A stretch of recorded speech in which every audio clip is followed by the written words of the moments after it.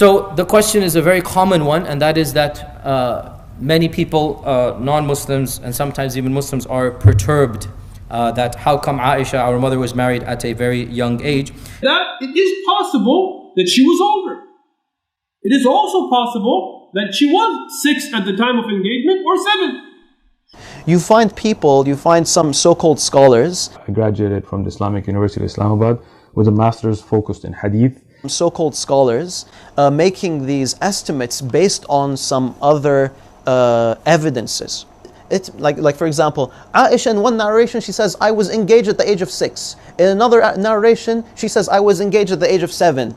Sometimes she said 6, sometimes she said 7.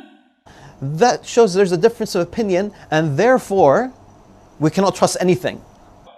But did she actually know her age or not? Allah knows best. So that's what they say, that's what they do. Subhanallah. And they bring the weakest of evidences to prove to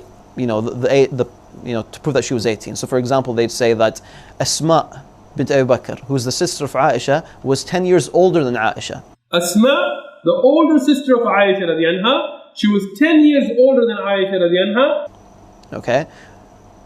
And that she was 100 years old when she passed away in the year 73 after Hijrah. At the time of death, she was 100 years of age. Prove that Asma was 100 years old. Can you find Asma saying, I was 100 years old in this year, which I'm about to die in? You can't find something like that. It's based on a historian's logical guess, a guess. And this is put ahead of Aisha saying, I was 9. In multiple sources, according to multiple eyewitnesses. Subhanallah. Yes? Some people, they say that Aisha radiallahu anha, and particularly that age or that time period of history, they didn't have a proper accounting of the years, and so she couldn't have known that she was. That even Ibn Hajar and Tabari, they were not able to produce exact ages of when Aisha was born. Now it's very important to understand why. The Arab had no calendar. Even today, even though we have calendars today, I mean every country has a calendar. Right? There's no country now that doesn't have a calendar. But even today, those of you born in other countries, if you ask your grandmother, how old are you? She'll tell you, well, I don't really know. She couldn't. Okay, so would Aisha?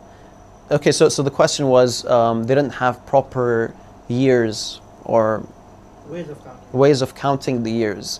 The Arab had no calendar. Well, first of all, they did. They could count the years, and there is a lot of documentation of years at the time. So first of all, that's not factual. Would Aisha make a 9-year mistake? So that's just that. That's the answer to that. Would she make a 9-year mistake? She didn't know what her age was. And by the way, that's not the opinion. That is not the opinion of people who disagree with us. They don't say that Aisha did not know her age. They don't say that. So she might not have known her own age. They say that, the narrators made mistakes. There is no weak narrator. There is no ilal in the wording. There's no grammatical errors. There's no iqlab in it. We say the hadith is sahih. Aisha radiallahu anha said this, no doubt. But did she actually know her age or not? Allah knows best. I'm not discussing this to apologize for anything. Oh Muslims, don't apologize for the truth and don't distort the truth. There are Muslims that try to deny this. Oh, he didn't marry Aisha as a young girl. Ya akhi, look, that's not the way forward. We don't lie for the sake of our religion. Astaghfirullah. We're not going to cover up the truth if people find it embarrassing.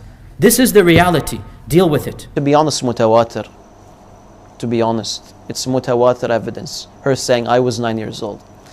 Our Prophet ﷺ married a young girl. And we are proud of this. And we're proud of that.